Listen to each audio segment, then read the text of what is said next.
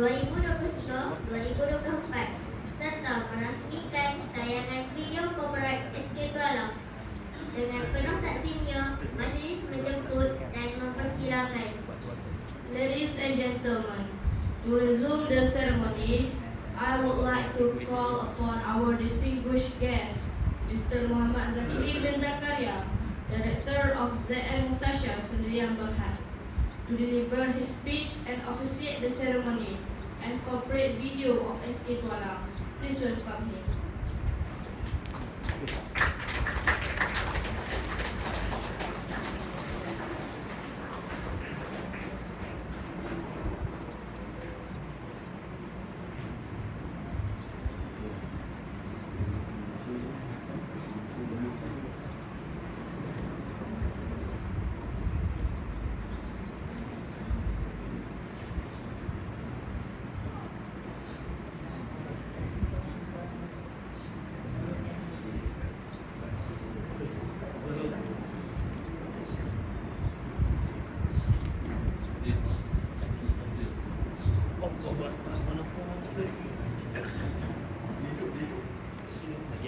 Yo, polis.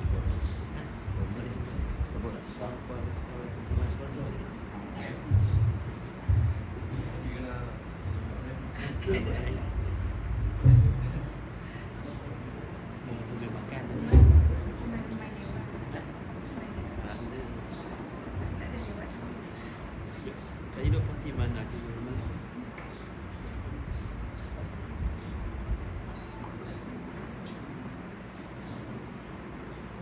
Bismillahirrahmanirrahim.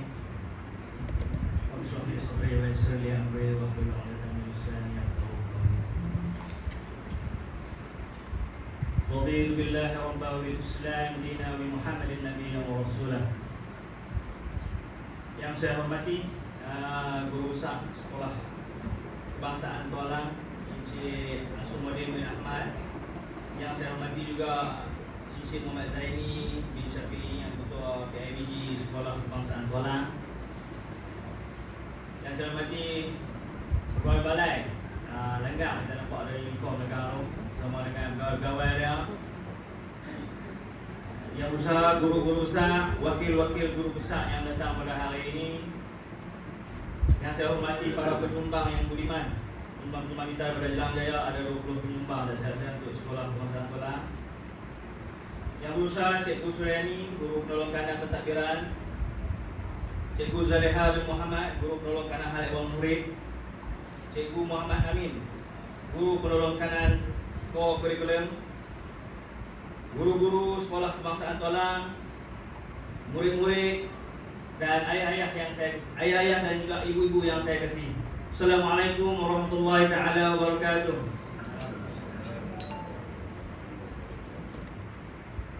Syukur kita pada pagi ini dapat berkumpul di Dewan yang meriah ini, Dewan Al-Biruni, Dewan Al-Biruni, minta maaf.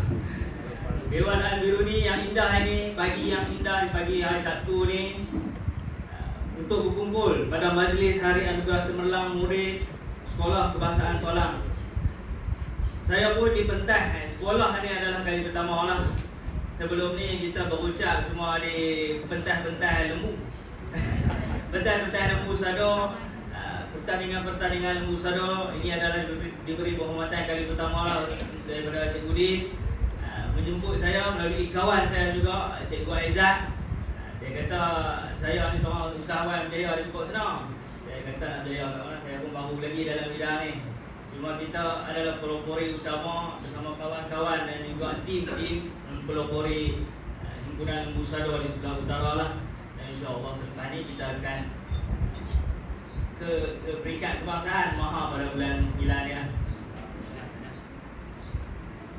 Tu kita pun nak betul juga sebenarnya. Saya bukan nak pengurusi, saya cuma nak pengurusi ada Cik Azizan ada bersama dengan kita, bersama dengan Cik Aswad.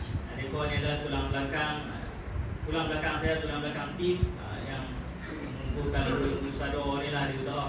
Sebuah sedikit tentang saya. Dan pagi ni juga saya ucap tanya kepada murid-murid yang telah berjaya, yang telah mendapat keputusan yang cemerlang pada tahun depan. Saya tengok Senayan Rama ni pun ramai juga tokoh-tokoh murid yang dapat anugerah pada hari ini. Tahniah saya ucapkan. Semoga anugerah yang dapat pada tahun ini bukanlah menjadi satu anugerah yang sampai tahun ini saja, tahun depan orang lain pula. Dia kata tak, teruskan usaha anak-anak. Di mana sistem pembelajaran sekarang bukan macam sistem pembelajaran yang dulu. Kita nak tengok dulu, kita mengaji untuk jawab kuasa, biarin.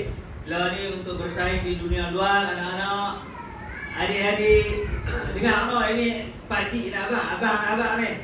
Dunia di luar sangat mencabar. Anugerah yang adik dapat pada hari ini bukanlah menentukan kejayaan adik yang mai masa depan.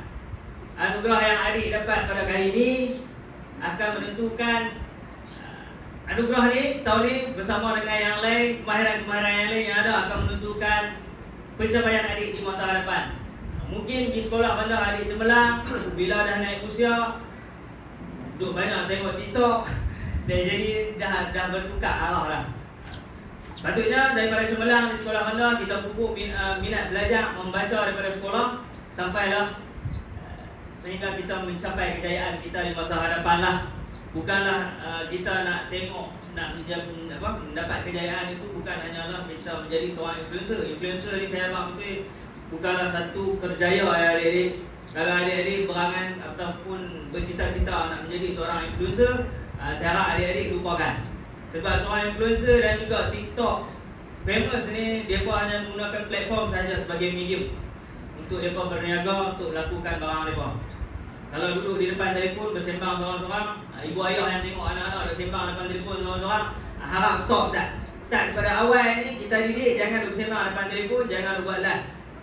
Walaupun dia kata follower cik ni dah sampai dekat 50,000 dah mau, rugi tak buat live. Tak payah, stop Ustaz. Ada masa yang perlu limit untuk medsos dan ada juga perlu untuk pembelajaran. Itu yang penting. Buat masa sekarang ni ramai anak-anak kita mungkin di sebelah kampung ni kurang. Di sebelah pekan tu mungkin orang lebih kepada media sosial lah, lebih kepada ada telefon, ada gadget untuk mereka bersembang depan telefon. Mungkin anak-anak kita di kampung dia lain sikit. Perangai dia mungkin duk pergi melewat pokok doang. Kalau ada yang dah ada motor tu, darjah 5, darjah 6 tu dapat motor, dia kira nak pergi jalan awal dia kata. Jalan awal tu track paling clear dia kata kan. Kampung kita lah. So cuba pantau. Sebab pendidikan yang adik-adik dapat, anugerah yang adik dapat, satu batu loncatan untuk adik ke masa hadapan. Dengan ilmu sahaja, tanpa kemahiran dan juga tanpa keyakinan diri adik tak boleh ke depan. Kalau ilmu duduk dalam bilik untuk baca buku saja, kita tak bergaul dengan orang, tak boleh juga. Saya teringat bukan arwah lagi kot, cikgu saya rasa masih ada. Kalau siapa tuan-tuan ibu ayah yang sekolah Syekh Umar dulu, kalau kenal Mat Saleh, kenal tak dulu Wadid Mat Saleh. Saya pernah ingat kata-kata dia tu, ada 3 benda kalau kita nak berjaya, kita nak bekerja adik-adik. 3 benda ni adalah dengan ilmu, dengan ilmu, kemahiran dan juga tenaga. 3 ni kalau boleh kena combine sekali. Sebab apa saya kata tenaga? Kalau kita nak bekerja lepas ni, takkan kita nak menggunakan tenaga semata tanpa menggunakan ilmu dan kemahiran yang kita ada. Tenaga makin kita berumur, makin kita tak larat. Macam umur saya ni pun dulu boleh tanggung dedak lagi lah ni. Tanggung dedak pun sakit pinggang juga. Jadi tahu kan kita ada buat kena dedak. Nak tanggung dedak pun dah tak larat lah. Baru 30 lebih aja. Tenaga, kalau semakin tua, kita semakin tak larat. Kudrat kita semakin kurang, hasil pendapatan kita semakin kurang. Kalau kita ada ilmu dan juga kemahiran, kita boleh bergerak lebih jauh. Kita boleh bergerak lebih jauh dengan ilmu yang kita ada, kemahiran kita ada, keyakinan diri. Adik-adik sebenarnya boleh pergi lebih jauh. Lebih jauh menggunakan ilmu dan kemahiran. Kalau bersama dengan tenaga, digabungkan dengan sedikit tenaga, pencapaian adik untuk berada di dunia luar, mendapat pekerjaan luar adalah lebih mudah insya-Allah. Sebab saya juga mempunyai ramai staf, bukan staf orang kita sahaja, saya ada staf orang luar juga, staf foreigner. Yang ni ramai orang tak tahu. Sebab saya duduk di kampung, saya tak cerita apa saya pegang. Saya buat kerja luar, saya ada staf foreigner dan macam mana kita nak melayan mereka, macam mana kita nak ambil orang bekerja bersama dengan kita nak tengok semua tu. sebagai satu syarikat yang mengambil orang bekerja, kita nak bukan sebagai kita kata ilmu saja, kita dapat 8A pun kadang tak menjamin kerja pun. Ada kemahiran, ada ilmu, ada keyakinan diri untuk adik bercakap.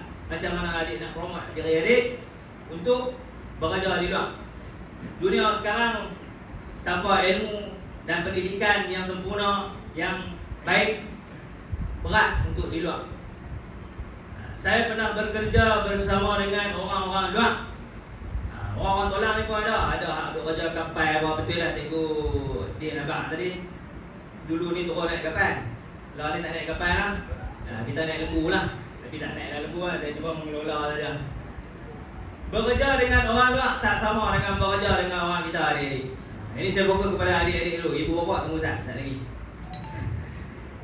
Bekerja dengan dunia luar sangat berbeza, bekerja dengan orang putih sangat berbeza. Kalau adik ada cita-cita nak bekerja bersama dengan orang putih, duduk bersama dengan orang putih, tanamkan impian tu, belajar betul-betul, develop diri ataupun macam mana, bangunkan diri, bina keyakinan diri untuk bekerja bersama orang putih. Buat betul-betul. Saya rasa ada je orang tolak ni yang pernah bekerja di luar. Banyak orang-orang tolak ni, orang tolak ni bagus-bagus. Semua saya tengok pun background mereka pun banyak hak yang dah ada title pengarah pun orang tolak, ada KSU pun ada update ni no. Banyak orang tolak. Orang tolak ni hebat-hebat. Kalau adik-adik ada cita-cita untuk bekerja bersama dengan orang putih, tanamkan niat itu, belajar sungguh-sungguh, boleh bekerja dengan mereka. Dan bersama dengan mereka bekerja tak sama dengan kita bekerja dengan company syarikat di dalam Malaysia lah. Mereka punya PL lain sikit.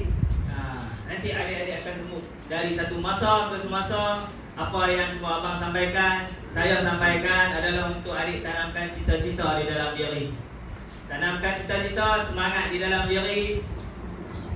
Lepas ni, kalau dapat anugerah hari ni, aku tak boleh sampai ni saja. Kalau hari ni aku dapat nombor 3, mungkin tahun depan aku kena dapat nombor 2. Tanamkan semangat dan niat untuk bekerja lebih jauh. Bukan hanya adik-adik pandang di dalam kawasan adik saja. Adik kena berpandang lebih jauh. Kalau duk buka TikTok, duk scroll saja, lepas tu view adik naik, duk kira FYP TikTok, jangan.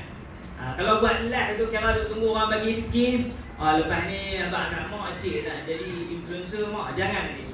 Jangan. Itu bukan satu platform yang bagus. TikTok tu ada bagus, ada tak bagus dia. Macam bagus dia, macam kami orang bisnes bagus lah. Sebab kami mencari sale, kami mencari pendapatan di situ menggunakan medium-medium media sosial. Tanya adik-adik yang telah menguasai pembelajaran di sekolah tolak, dan tanya juga yang mendapat anugerah hari ini. Banyak saya tengok hari ini ada dapat pokok curriculum apa semua. Tanya kepada semua. Seterusnya saya nak fokus kepada ibu bapa yang ada. Ibu bapa fokus pada anak-anak, pembelajaran anak-anak. Janganlah kita leka dengan apa yang anak dapat sekarang. Tahun depan tak semestinya mereka akan berjaya. Sebenarnya dia bermula daripada sisi kita. Saya tahu ibu ayah lebih berpengalaman dalam mendidik anak-anak. Saya cuma baru saja. Saya pun anak pun tak ramai, baru 4 je. Saya memang kata cari mak lain lah. Tapi tak boleh lah. Baru 4. Tapi ibu ayah yang ada depan-depan kita ni lebih lama, lebih pandai mendidik daripada saya. Dah ada anak-anak sampai ke Menara Gading, lebih bagus. Tapi saya cuma mengingatkan sebagai adik nak mengingat kepada ibu dan ayah, abang-abang, kakak-kakak di depan. Kita sama-sama pantau ke akademik anak, pergerakan anak sekarang ni macam-macam yang terjadi, ibu ayah. Sebab kita tak tahu, daripada sekolah rendah pun dah ramai orang untuk merekrut macam-macam. So kita kenalah berhati-hati. Dan dalam masa yang sama, daripada sistem pendidikan mereka ni, kena juga kita tengok. Mungkin kita tahu anak kita ni rasanya dia ni main beranak pandai. Kita pun boleh tengok sikit-sikit. Kalau tak ada kemampuan, tak apa, usaha dari cara lain. Beri mereka ilmu, beri mereka buku. Macam duk ada pokok senar ni.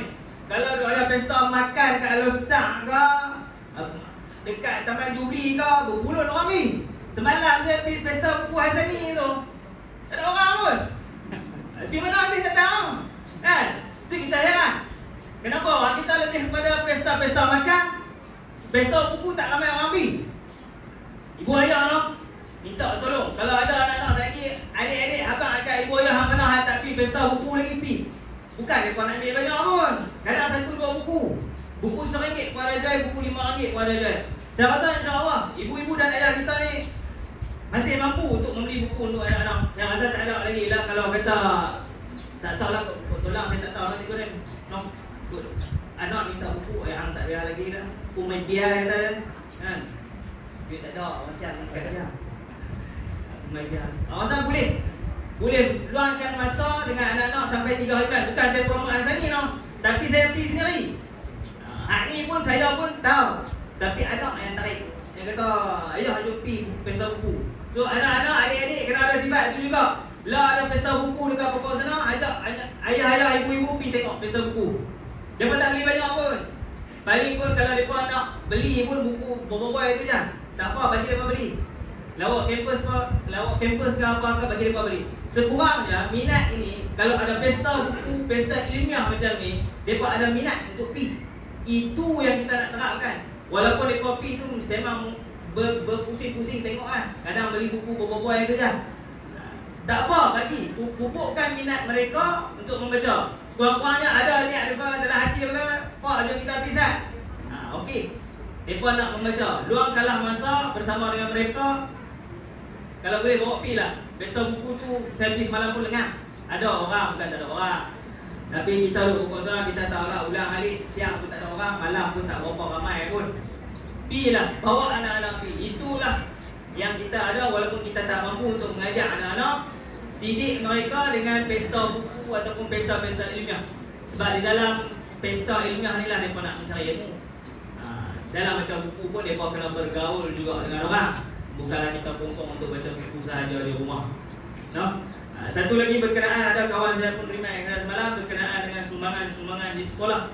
Ibu-ibu dan ayah-ayah, infaklah sedikit macam Cikgu Din beritahu tadi, infaklah sedikit kerana ulurnya infak harta sikit daripada kita untuk pihak sekolah untuk memanfaatkan anak-anak kita tak rugi sedikit pun ke masa hadapan. Sebab duit yang kita guna menjadi manfaat kepada anak-anak murid yang belajar di sekolah ni.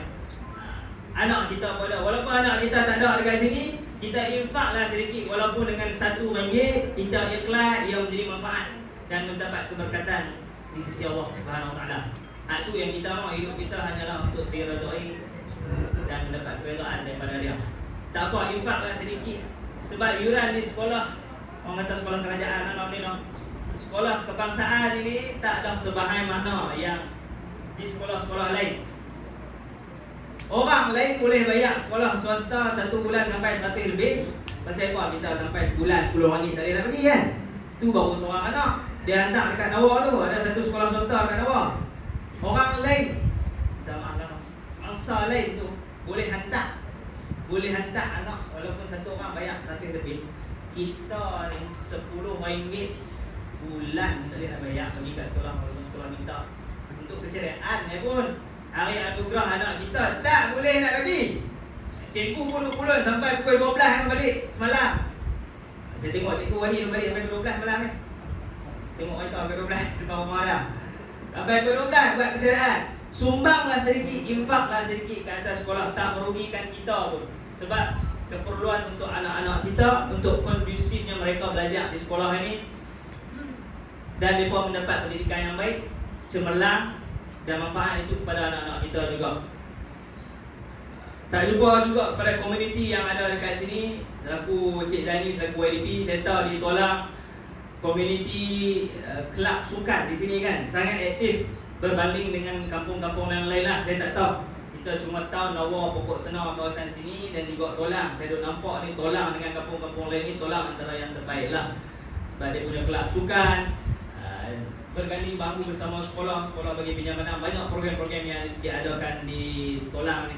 Alhamdulillah, salah satu benda yang baik kita pun nak cari juga dekat Nawar. Tapi kita nak cari dekat Nawar tu tak jumpa lagi. Yang kita jumpa pun ada track satu tu lah.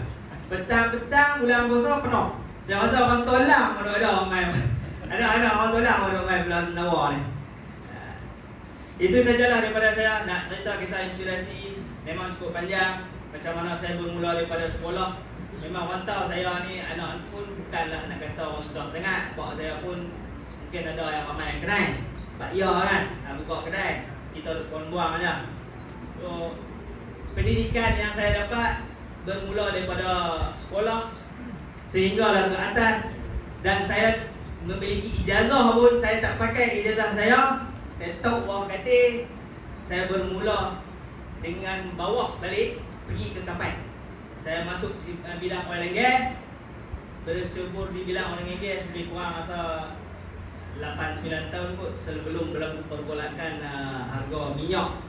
Lepas tu saya settle down, saya balik tinggal di kampung.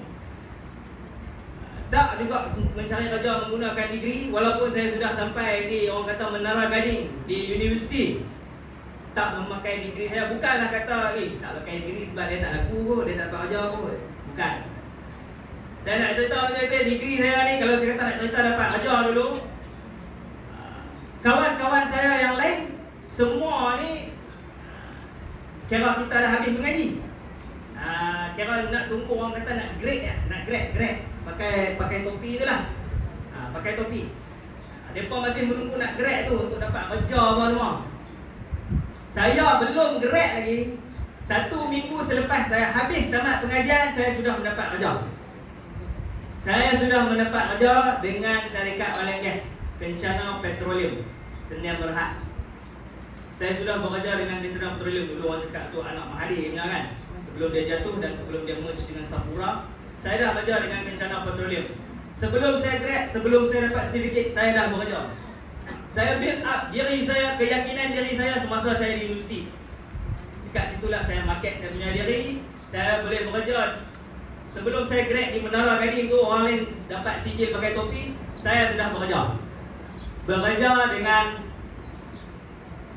syarikat oil and gas lah, kapal dan minyak, syarikat minyak dan gas, oil and gas. Kalau siapa tahu syarikat Kencana Petroleum sebelum ni, saya sudah bekerja 2 minggu, seminggu selepas saya habis mengaji. So maksudnya nak sampai ke tahap tu belajar hari. Macam mana saya boleh market diri saya dengan Kencana. Orang lain tak tahu yang sebenarnya saya sudah bekerja. Orang lain masih tunggu sijil. Dia kata untuk mencari kerja, dan orang lain tengah mencari kerja, saya tak payah mencari. Orang lain mencari saya, syarikat yang mencari saya. Saya bekerja dengan mereka di Kencana selama 4 tahun. Seterusnya saya sambung di syarikat Singapura. Bekerja di syarikat Singapura selama 4 tahun ke 5 tahun. Habis di Singapura, gaji masa tu adik nak rasa gaji US dollar boleh. Kalau adik-adik tanam cita-cita nak kerja di luar, kerja pakai gaji orang banyak, gaji pakai US dollar boleh. Tanamkan cita-cita tu, orang banyak gaji kita US dollar. Kalau US dollar 4.7 no. Sebelum ni RM3.24, RM3.2, RM3 sekarang. Gaji saya dah dibayar masa tu US dollar.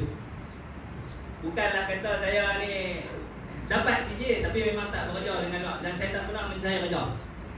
Alhamdulillah, itu rezeki.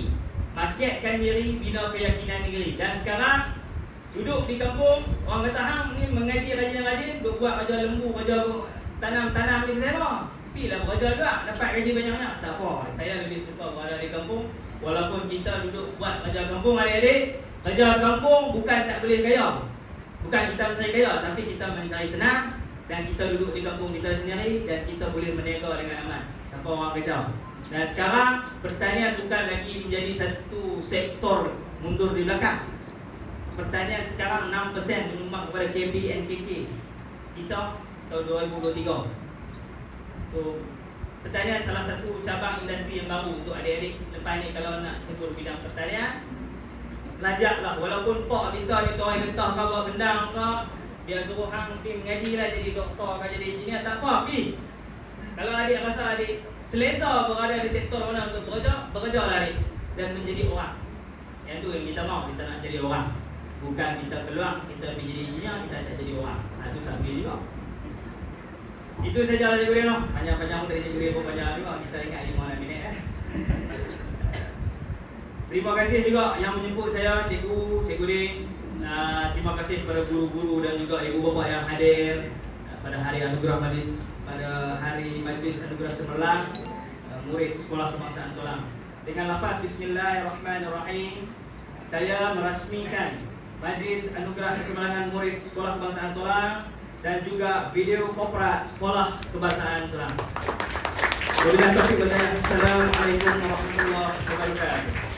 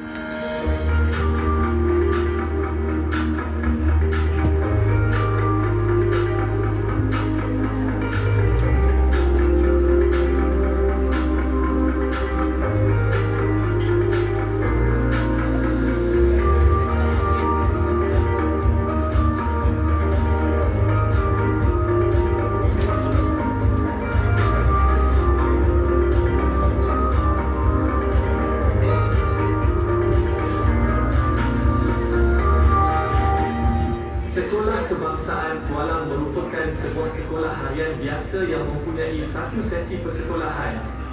Sekolah ini berusia lebih 80 tahun. Taburan murid-murid sekolah ini adalah dari kampung-kampung yang terletak di sekitar kawasan sekolah. Majoriti sosioekonomi waris murid-murid sekolah ini ialah pesawah padi.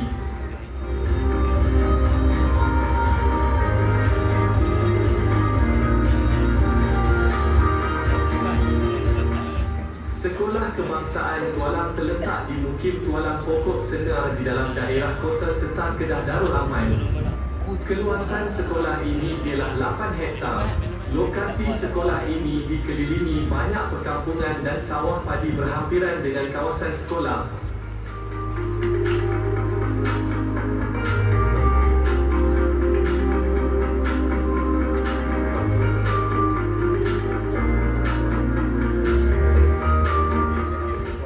Sekolah ini diasaskan oleh Encik Idris bin Osman pada tahun 1937 dengan bilangan murid 37 orang. Bangunan sekolah ini asalnya diperbuat daripada buluh dan beratapkan nipah. Pada tahun 1941, sekolah ini telah berpindah dan menumpang di Madrasah Kampung Kepala Bukit Mukim Tualang.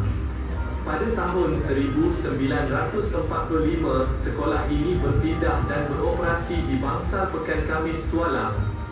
Pada tahun 1956, Duli Yang Maha Mulia Tengku Abdul Halim Muazzam Shah, Raja Muda Kedah telah menyempurnakan perasmian sekolah ini. Pada tahun 1961, Sekolah Kebangsaan Tualang telah dinaik taraf dari sekolah rakyat kepada sekolah bantuan penuh kerajaan.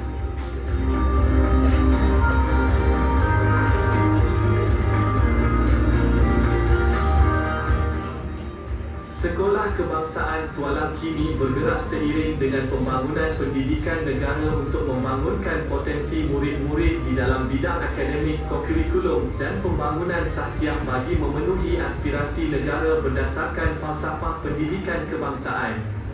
Berteraskan slogan Sepakat Membawa Berkat, Sekolah Kebangsaan Tualang akan terus berusaha untuk mencapai kecemerlangan pada masa hadapan dan menjadi sekolah yang terbaik di dalam negeri Kedah.